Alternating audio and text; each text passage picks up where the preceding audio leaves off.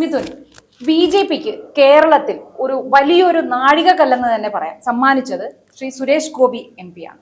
അതായത് അദ്ദേഹം വർഷങ്ങളായി തൃശൂർ കേന്ദ്രീകരിച്ച് നടത്തിയ പ്രവർത്തനങ്ങളുടെ ഫലമായാണ് സ്ത്രീകൾ ഉൾപ്പെടെയുള്ളവരുടെ ആ വോട്ട് നേടി അദ്ദേഹം ഇത്തിരി വലിയൊരു ഭൂരിപക്ഷത്തിൽ വോട്ടുകളുടെ ഭൂരിപക്ഷത്തിൽ. അതിൽ പല ആരോപണങ്ങളുണ്ട്. അദ്ദേഹത്തിന്റെ ഇരട്ട വോട്ടും കുറെ ആരോപണങ്ങളുണ്ട്. അതവിടെ നിൽക്കട്ടെ. പക്ഷെ എന്തൊക്കെ പറഞ്ഞാലും എന്ത് ബേസ് ചെയ്തിട്ടാണെങ്കിലും ബി ജെ പിക്ക് സുരേഷ് ഗോപിയിൽ നിന്നുണ്ടായ ഒരു നേട്ടം എന്ന് പറയുന്നത് ഒരു വലിയത് തന്നെയാണ്.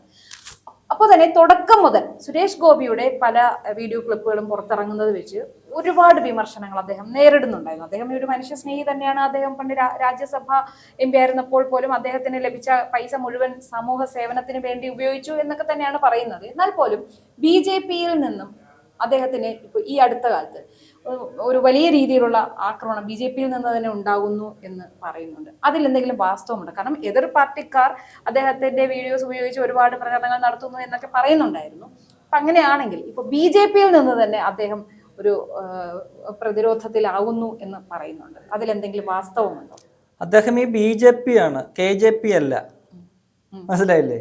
കേരളത്തിലെ ബി ജെ പിയും കേന്ദ്രത്തിലെ ബി ജെ പിയും രണ്ടായിട്ടാണല്ലോ പലപ്പോഴും നമ്മൾ വിലയിരുത്താറുള്ളത്. വ്യത്യാസമുണ്ട്. Suresh Gopi B J P ആണ്. അദ്ദേഹം കേന്ദ്ര നേതൃത്വത്തിനൊപ്പം നിൽക്കുന്ന വ്യക്തിയാണ്. അദ്ദേഹത്തിന് കേരള ഘടകവുമായിട്ട് യാതൊരു ബന്ധവുമില്ല. കേരളത്തിലെ ബി ജെ പിയുമായിട്ട് അദ്ദേഹം കെ ജെ പിയുമായിട്ട് അദ്ദേഹം ചേർന്നിട്ടില്ല ഇതുവരെ. ആ പാർട്ടിയിലാണെങ്കിൽ പോലും, ആ ഘടകത്തിലെ ആണെങ്കിൽ പോലും വേറിട്ട് നിൽക്കുകയാണ്. ഒരു ഒറ്റപ്പെട്ട ഒരു വ്യക്തിത്വമായിട്ട് അദ്ദേഹം ഇങ്ങനെ നിൽക്കുകയാണ്. ആ തുടക്കം മുതൽ തന്നെ അങ്ങനെയാണ്. സംസ്ഥാന നേതൃത്വത്തെ അദ്ദേഹം ഒരു കാലത്തും മുഖവിലേക്ക് എടുത്തിട്ടില്ല, വില വെച്ചിട്ടില്ല. ഇക്കഴിഞ്ഞ ലോക്സഭാ തെരഞ്ഞെടുപ്പിൽ നമ്മൾ പറഞ്ഞ വിജയം, അതിനുശേഷം അദ്ദേഹത്തിന്റെ ആദ്യ പ്രതികരണം തന്നെ പാർട്ടിയുടെ വിജയമായിട്ടല്ല പറഞ്ഞ അദ്ദേഹം, അത് എന്റെ വ്യക്തിപരമായിട്ടുള്ള വിജയമാണെന്നാണ് പറഞ്ഞത്. പിന്നീട് നേതാക്കന്മാർ ഓരോരുത്തരും വന്ന് പാർട്ടിയുടെ വിജയമായിട്ട് അതിനെ വാക്കുകളിലൂടെ മാറ്റിയെടുക്കുകയാണ് ചെയ്തത്.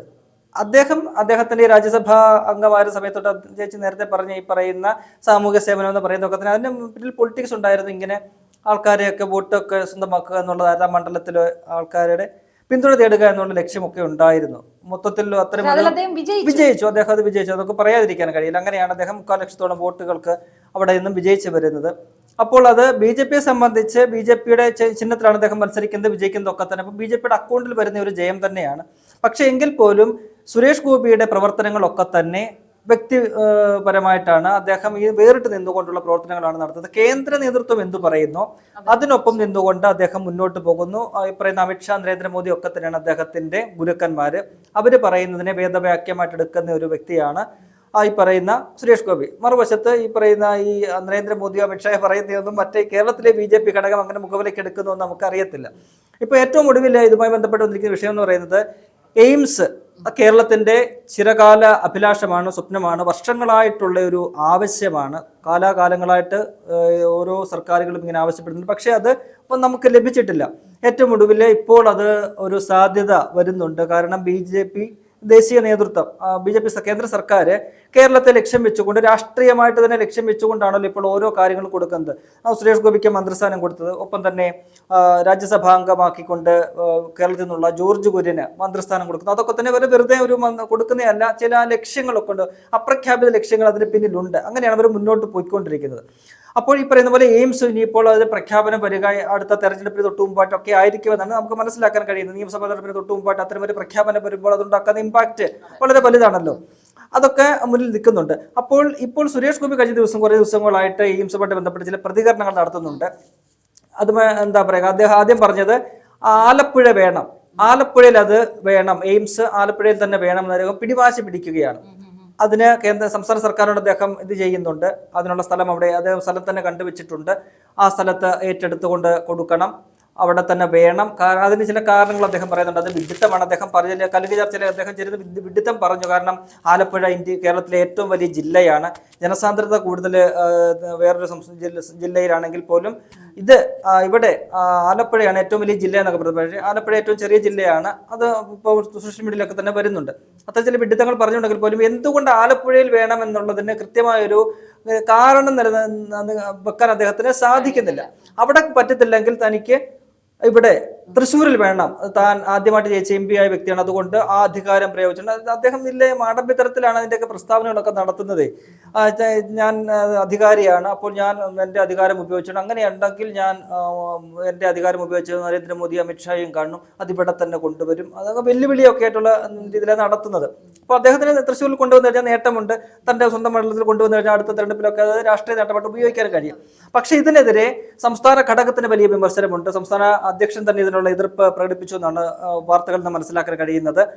അത് മാത്രമല്ല, പരസ്യമായിട്ടുള്ള പ്രതികരണങ്ങൾ അദ്ദേഹത്തിനെതിരെ വന്നിരിക്കുന്നു. ഇപ്പോൾ ഏറ്റവും ഒടുവിലെ ജനറൽ സെക്രട്ടറി ആയിട്ടുള്ള MD രമേശാണ് ഇന്നലെ പ്രതികരിച്ചത്. അദ്ദേഹം പറഞ്ഞത് അങ്ങനെ ഒരു നിലപാട് BJPക്കില്ല. BJPക്ക് കേരളത്തിൽ എയിംസ് വേണം, സംസ്ഥാനത്തിന് എയിംസ് വേണം, അത് അത്യന്താപേക്ഷിതമാണ്.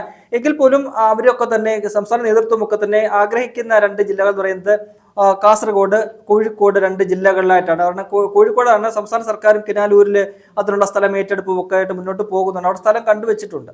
അപ്പോൾ ആ 2 ജില്ലകളിൽ കാസർഗോഡ് ആകുമ്പം ഒട്ടും ഒരു എന്താ പറയുക വികസനങ്ങളൊന്നും അങ്ങ് എത്തിച്ചില്ല, അത് വടക്ക് അങ്ങറ്റത്തെ ജില്ല ആയതുകൊണ്ട് തന്നെ ആ ഒരു അവഗണന ഉണ്ട് എന്ന് പരക്കെ പറയപ്പെടുന്ന ഒരു ജില്ലയാണ് അവിടെ. അടിസ്ഥാന പറയുന്ന പോലെ എന്താണ് പറയുക, വൈദ്യശാസ്ത്ര രംഗത്തും ഒക്കെ തന്നെ വലിയ ഒരു പിന്നോക്കം നിൽക്കുന്ന ജില്ലയാണ്.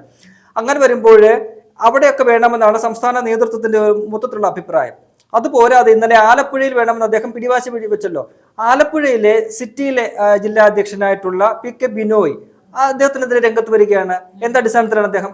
ആലപ്പുഴയിലെ ജില്ലാധ്യക്ഷനാണ് കേട്ടോ. അവിടെ അത് വേണ്ടെന്നാണ് അദ്ദേഹം പറയുന്നത്. അങ്ങനെ ഒരു ആവശ്യമില്ല BJPക്ക്, ഞങ്ങൾക്ക് നിർബന്ധമില്ല.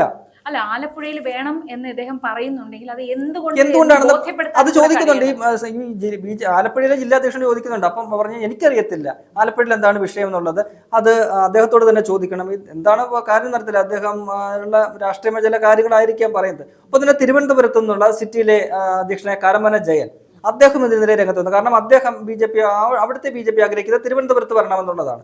കാരണം ഓരോ സംസ്ഥാനത്തെ ആൾക്കാർക്ക് അവരവരുടേതായ ഇതുണ്ട്. അവിടെ ആ ജില്ലയിൽ വന്നു കഴിഞ്ഞാൽ അവർക്കത് നേട്ടമായിട്ട് മാറ്റാമല്ലോ, തങ്ങളുടെ ശ്രമഫലമായിട്ടാണ് അവിടെ കൊണ്ടുവന്നത്, അതിനെ നേട്ടം ഉപയോഗിക്കുക. അപ്പോൾ അങ്ങനെ ഓരോ ജില്ലാ ഘടകങ്ങളും ഈ BJP ജില്ലാ ഘടകങ്ങളെല്ലാം തന്നെ സുരേഷ് ഗോപിക്കെതിരെ ശക്തമായിട്ട് രംഗത്ത് വന്നിരിക്കുന്നുണ്ട്.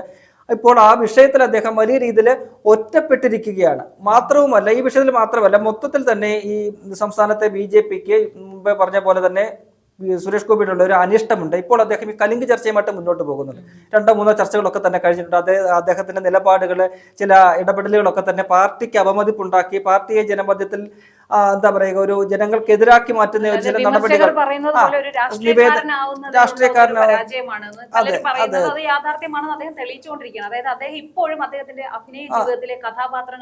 നടനിൽ നിന്നും അദ്ദേഹം പറയുന്നത് അത് ചോദിക്കുന്നുണ്ട് അദ്ദേഹം. ഞാൻ നടനായിട്ടിരുന്നാൽ എന്താണ് കുഴപ്പം, നടനിൽ ഇറങ്ങി വരണം എന്നാണ് പറഞ്ഞത്. നടനെ ജനങ്ങൾ ഇഷ്ടപ്പെട്ടെങ്കിൽ അത് നല്ല കാര്യങ്ങൾ ചെയ്തുകൊണ്ടല്ലേ, അപ്പോൾ നടനായിട്ട് തന്നെ ഞാൻ തുടരും എന്നാണ് അദ്ദേഹം ആദ്യത്തെ കലിംഗ ചർച്ചയിൽ പറഞ്ഞത്. സൂപ്പർ ഹീറോ ആയിട്ട് നിൽക്കാനാണ് അദ്ദേഹം ആഗ്രഹിക്കുന്നത്.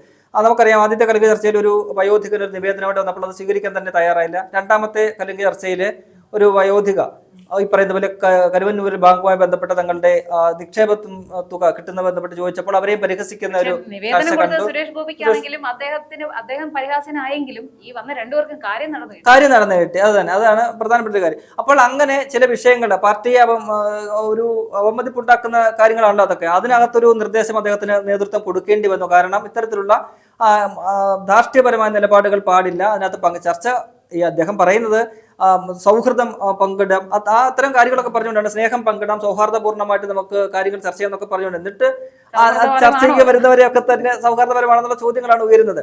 അപ്പൊ ഇതൊക്കെ തന്നെ ഈ ചർച്ച തന്നെ സംഘടിപ്പിച്ചത് ഈ പാർട്ടി നേതൃത്വമായിട്ട് ആലോചിക്കുകയാണ്. ഒരു സംസ്ഥാനത്ത് ഒരു നേതാവ് വന്നൊരു പരിപാടി നടത്തപ്പോൾ ആ സംസ്ഥാന നേതൃത്വമായിട്ട് അദ്ദേഹം കേരളത്തിൽ നിന്നുള്ള ആളാണല്ലോ, അപ്പോൾ സംസ്ഥാന നേതൃത്വത്തെ അറിയിക്കണം. അപ്പോൾ സംസ്ഥാന നേതൃത്വമായിട്ട് കൂടിയാലോചിക്കാതെ അവരുമായിട്ടൊന്നും തന്നെ പറയാതെയാണ് ഇത്തരത്തിലുള്ള പരിപാടികൾ സംഘടിപ്പിച്ച് വൺമാൻ ഷോ ആയിട്ട് അദ്ദേഹം മുന്നോട്ട് പോവുകയാണ്.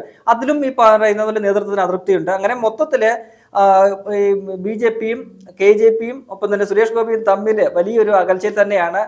ഏറ്റവും ഒടുവിൽ ഈ എയിംസ് വിഷയത്തിൽ 2ആയിട്ട് നിൽക്കുകയാണ്. ഇന്നും സുരേഷ് ഗോപി തന്റെ നിലപാട് മാധ്യമങ്ങളോട് പ്രതികരിച്ചപ്പോൾ പഴയ നിലപാടിൽ തന്നെ താൻ ഉറച്ചു നിൽക്കുന്നു. ഒന്നുകിൽ ആലപ്പുഴ വേണമെന്നുള്ള പിടിവാശിയാണ്. അവിടെ സമ്മതിച്ചില്ലെങ്കിൽ, അവിടെ സംസ്ഥാന സർക്കാർ തയ്യാറായില്ലെങ്കിൽ താൻ തന്റെ വ്യക്തിപരമായിട്ടുള്ള അധികാരം ഉപയോഗിച്ചുകൊണ്ട്, സ്വാധീനം ഉപയോഗിച്ചുകൊണ്ട് മുകളിൽ പിടിയുണ്ട്, ഡൽഹിയിലുണ്ട് എനിക്ക് പിടിയെന്ന് പറയുന്ന പോലെ തൃശ്ശൂരെ കൊണ്ടുപോകുന്ന അദ്ദേഹം പറയുന്നുണ്ട്. സംസ്ഥാന സർക്കാർ പറയുന്നത് ഒന്നുകിൽ കോഴിക്കോട് അവിടെ അവർ സ്ഥലം ഏറ്റെടുത്തിട്ടുണ്ട്, അല്ലെങ്കിൽ പിന്നെ തലസ്ഥാന നഗരി എന്നുള്ള നിലയിൽ തിരുവനന്തപുരത്ത് എയിംസ് എയിംസ് വരണമെന്നൊരു ആഗ്രഹമുണ്ട്. അപ്പോൾ അതിനെ സുരേഷ് ഗോപി ഖണ്ഡിക്കുകയാണ്. കാരണം തലസ്ഥാനത്ത് വേണമെന്നുള്ളത് CPM അത് രാഷ്ട്രീയമായിട്ടുള്ള ചില ലക്ഷ്യങ്ങളോടെയാണ്, അത് താൻ അനുവദിച്ചു കൊടുക്കത്തില്ല.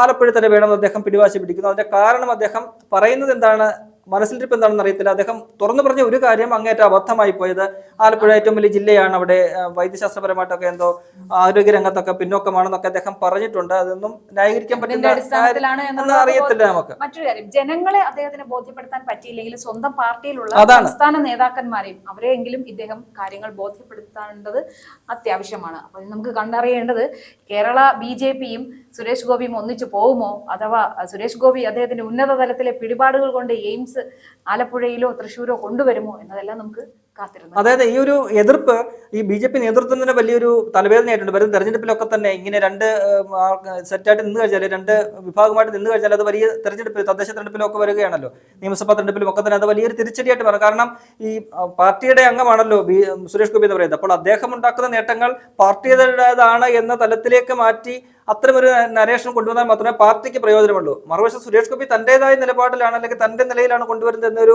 ആഖ്യാനമാണ് സൃഷ്ടിക്കുന്നതെങ്കിൽ അത് പാർട്ടിക്ക് അത് ഗുണകരമാവില്ല. അതിന്റെ ഒരു പേടി പാർട്ടിക്കുണ്ട്. അതുകൊണ്ട് തന്നെയാണ് സുരേഷ് ഗോപിയുടെ ഓരോ നീക്കങ്ങളെയും പാർട്ടി ഈ വിധത്തിൽ ശക്തമായിട്ട് എതിർക്കുന്നത്. എയിംസിന്റെ വിഷയത്തിലും ആ എതിർപ്പ് വലിയ രൂക്ഷമായിട്ട് തന്നെ പൊതുസമൂഹത്തിന് മുന്നിൽ വന്നിട്ടുണ്ട്. അതെങ്ങനെയാണ് ഇനിയിപ്പോൾ പരിഹരിക്കപ്പെടുക എന്നത് നമുക്ക് കാത്തിരുന്ന് കാണേണ്ടതാണ്.